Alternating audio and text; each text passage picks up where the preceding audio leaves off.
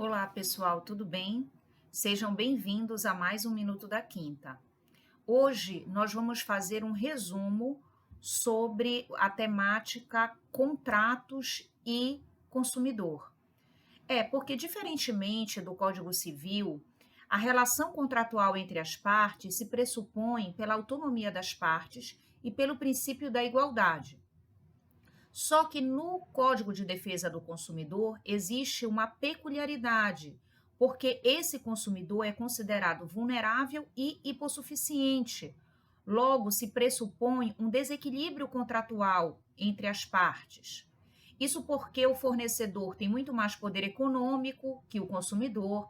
Isso porque o fornecedor ele tem maior poder informacional sobre o produto ou serviço que ele disponibiliza no mercado e também porque ele tem maior poder jurídico, uma vez que os contratos e as cláusulas são conhecidas por quem elabora o teor contratual, que no caso são os fornecedores, e que o consumidor teria um contrato de adesão, ou seja, aquecer e concordar as cláusulas contratuais já padronizadas e disponibilizadas para esse consumidor.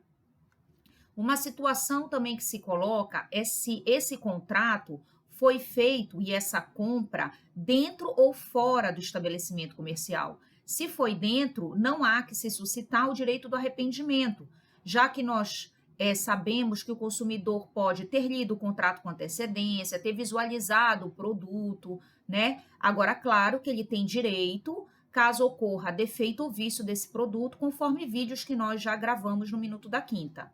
Mas se esse contrato ele vier de uma relação de e-commerce, existe o direito do arrependimento por parte do consumidor.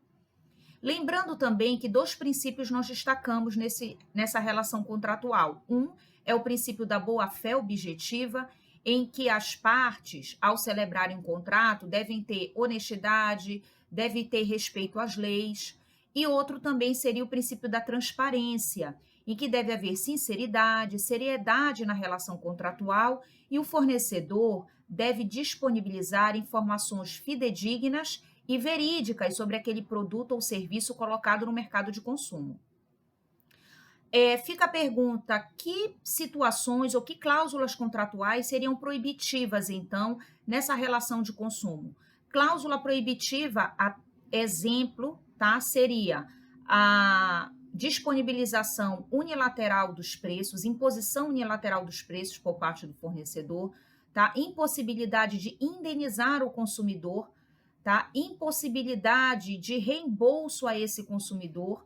Então, nós já sabemos também que existe a teoria do risco objetivo e que a responsabilidade do fornecedor nas relações de consumo é objetiva. Então, ele não pode passar esse ônus para o consumidor. Uma coisa também que eu destaco muito forte é a cláusula arbitral. A arbitragem é o meio alternativo de solução dos conflitos e, por sinal, bastante tutelado pelo Código do Processo Civil. Na verdade, ele é veiculado como uma possibilidade de abertura menos litigiosa entre as partes. Entretanto, na relação consumerista, pelo fornecedor ter mais superioridade econômica que o consumidor, ele não deve impor essa cláusula arbitral para a solução de conflitos entre as partes, a não ser que o consumidor concorde. Então, a cláusula arbitral ela não pode ser impositiva, ela tem que ser facultativa. Eu espero ter esclarecido esses pequenos pontos exemplificativos em relação à relação contratual e direito do consumidor e desde já desejo uma abençoada semana a todos. Muito obrigado pela sua participação no nosso Minuto da Quinta. Até mais.